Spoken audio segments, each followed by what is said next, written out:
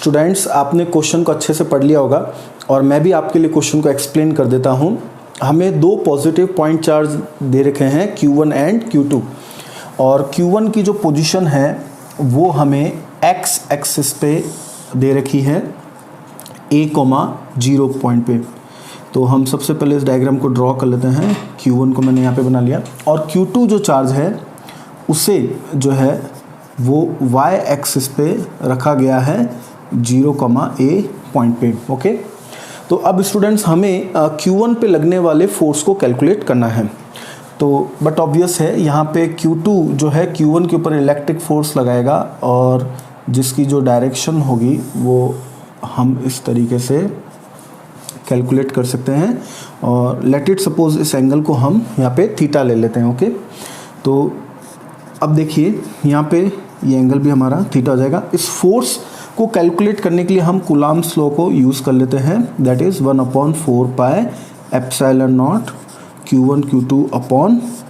अब यहाँ पे हमें डिस्टेंस का स्क्वायर लेना पड़ेगा। तो देखिए यहाँ पे ये ओरिजिन हो गया, ये डिस्टेंस A हो गई, ये डिस्टेंस भी A हो गई।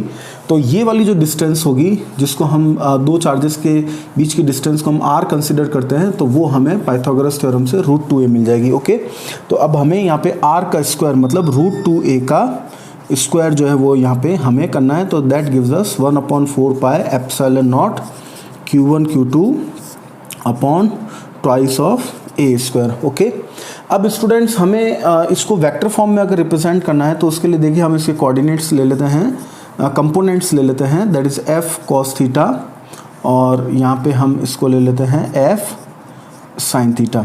तो we can express this force in vector form as that is F cos theta I cap minus F sin theta J cap.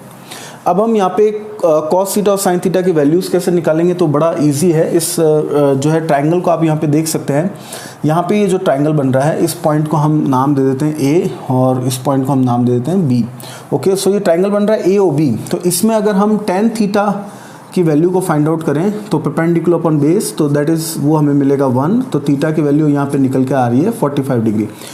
तो थीटा की वैल्यू अगर 45 डिग्री आ गई तो हम बहुत इजीली cos थीटा और sin थीटा की वैल्यू को पुट ऑन कर सकते हैं। तो हमारे पास में जो फाइनल आंसर हमारा आ जाएगा वो ये आएगा 1/4 pi epsilon not Q1 Q2 upon that is twice of A square into में that is 1/√2 I cap minus 1/√2 J cap. Okay, so that is our final answer.